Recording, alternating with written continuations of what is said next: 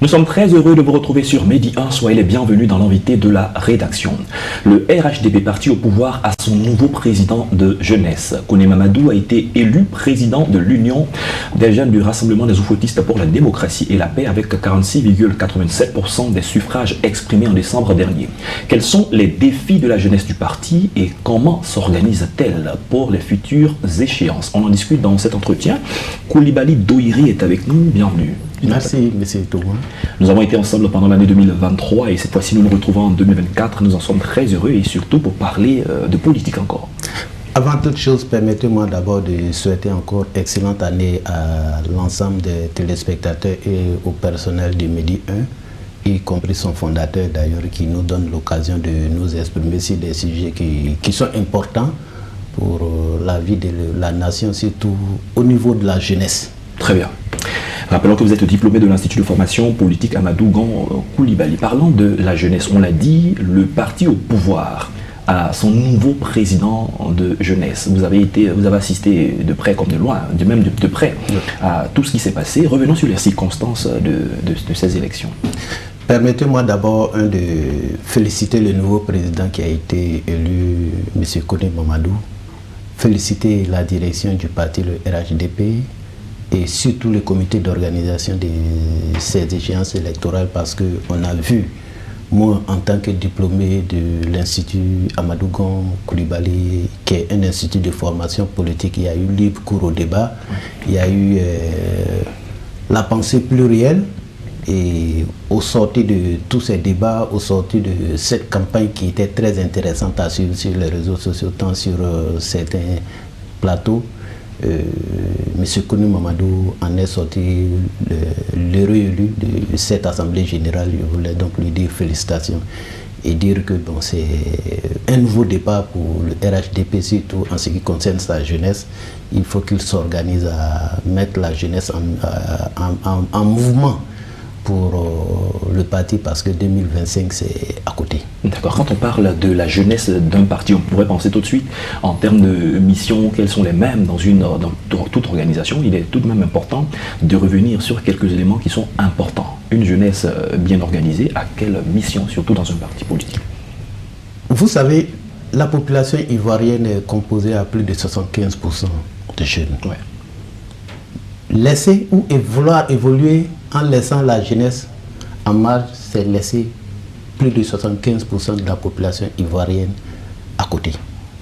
Et la jeunesse qui s'organise, elle doit s'approprier la vie politique sur le terrain, elle doit aller au débat et elle doit se rendre disponible, parce que qui parle d'un militant, comme on aime le dire dans les états-majors politiques, c'est un soldat.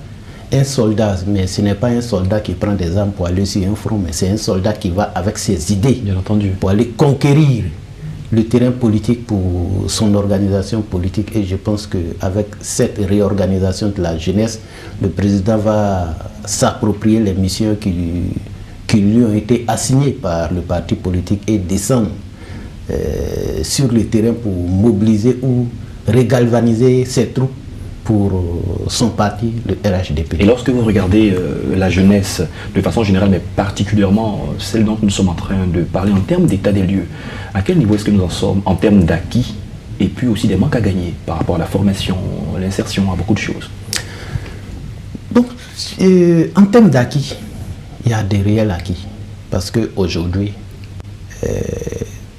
vous me permettez d'abord de vous remercier pour l'occasion que vous nous offrez. En tant que des diplômés, nous qui avons été formés par l'Institut de formation politique Amadou Gon Koulibaly, nous avons été majoritairement, on va dire, jeunes.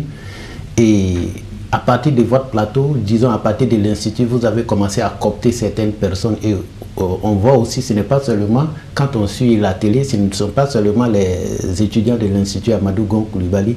Vous prenez partout les jeunes qui sont aptes et capables de venir échanger leurs idées sur vos plateaux. Permettez-moi de vous dire félicitations et merci.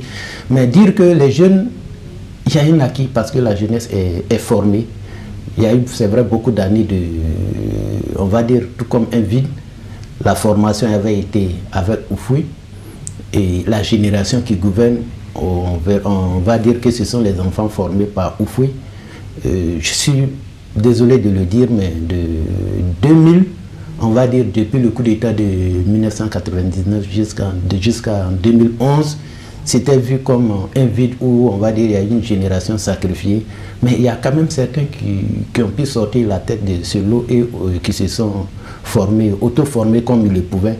Mais maintenant, depuis 2011, jusque-là, il y a vraiment un engagement constant sur le terrain de former les jeunes. Et c'est la suite de cette formation. D'ailleurs, le nouveau président qui a été élu, j'ai ouï dire qu'il est de la 3e promotion de l'Institut Amadou Gon Coulibaly. Ça veut dire que c'est un sachant de la chose. Et il y a des acquis qu'il faut saluer. Mais quand même, tout n'est pas rose, comme je l'ai dit tantôt.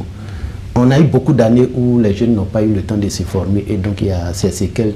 Vous allez entendre sur le terrain beaucoup de jeunes en train de se plaindre parce que ils ont milité pour leurs différents partis, et aujourd'hui ils sont comme des laissés pour compte parce qu'ils n'ont pas pu obtenir des qualificatifs qui allaient leur permettre d'insérer le tissu social immédiatement.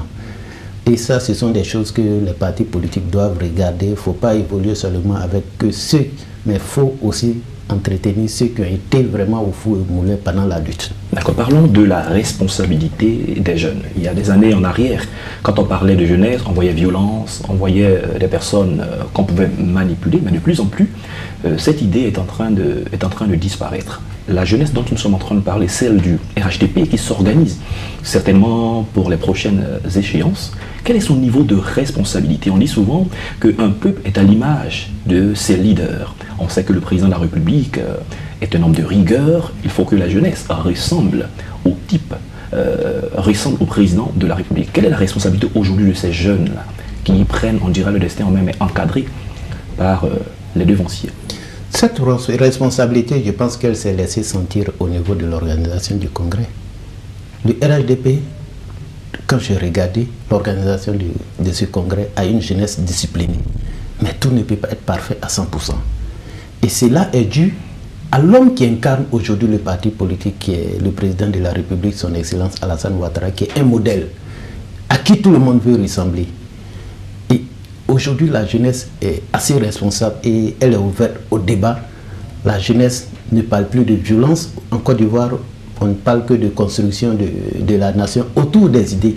Il peut y avoir une opposition, mais il faut que l'opposition soit une opposition d'idées. L'opposition doit être dans les échanges et les débats, accepter bien sûr la contradiction. Et c'est ce qu'on voit. Jour et nuit, beaucoup de personnes s'amusent à insulter le président de la République, mais lui, il n'a que faire. Il n'est focus sur un seul objectif, construire la Côte d'Ivoire, et c'est ça son objectif. Il ne fait qu'avancer avec le développement de la Côte d'Ivoire, que aujourd'hui nous reconnaissons. Il faut le saluer pour son leadership charismatique qu'il a apporté en Côte d'Ivoire. D'accord. Quel est le regard, ça sera certainement la dernière question, le regard de l'opinion publique sur les jeunes, ce qu'on attend des jeunes de façon générale, en termes de productivité, en termes d'initiative, en termes d'action et surtout de prise part dans le débat national? Le regard de l'opinion, moi je pense que ça c'est mon analyse personnelle. L'opinion en général a encore un regard pessimiste sur les jeunes que je déplore. Les jeunes de la Côte d'Ivoire ne sont plus des jeunes qui se laissent infantiliser ou manipuler au bon escient. Ce sont des jeunes qui sont conscients de ce qu'ils veulent, et ce sont des jeunes qui acceptent d'aller au débat, ce sont les jeunes qui acceptent d'aller à la formation. Donc aujourd'hui, il faut que les jeunes soient vus comme des responsables, parce que souvent les gens disent l'avenir c'est la jeunesse, et moi je dis toujours non, le présent c'est la jeunesse, parce que les jeunes, on accepte de souvent les manipuler en leur confiant des tâches de soulever des chaises ou des bâches. Non, la jeunesse ne doit pas être réduite à cela. La jeunesse doit être amenée auprès des aînés qui sont déjà là à apprendre. Une force de proposition. Force de proposition. La jeunesse doit être une force de proposition pour pouvoir amener l'opinion publique ou les dirigeants à prendre en compte les besoins de la jeunesse. Parce qu'aller sans les besoins de la jeunesse, c'est aller sans les besoins de 75% de la population ivoirienne. Et ça sera déplorable. On a souvent coutume d'entendre celui qui fait mon bonheur sans moi, en réalité ne fait pas mon bonheur. Ah oui, ça Voilà. c'est clair. Donc il faut que les jeunes soient partie prenante, apportent leurs idées et que surtout les idées émises soient prises en compte. Les jeunes sont formés, mais c'est pour faire valoir leurs compétences. Koulibaly Doyeri, nous sommes à la fin de cette émission. Merci encore d'avoir accepté de venir répondre à nos questions. Merci à vous encore, le plaisir est renouvelé. Et bonne année à tout le monde, bonne année à tous les auditeurs de Medi 1, bonne année au personnel de Medi 1. Merci à vous pour l'occasion que vous nous offrez. Merci, je rappelle que vous êtes diplômé de l'Institut de formation politique Amadou Gon Koulibaly. Avec vous, nous avons parlé de la jeunesse du RHDP, le parti au pouvoir ici en Côte d'Ivoire, qui s'organise et qui sort d'élections de président de jeunesse. C'est la fin de cette émission. Merci à tous de l'avoir suivi. Bonne suite de nos programmes. À tous.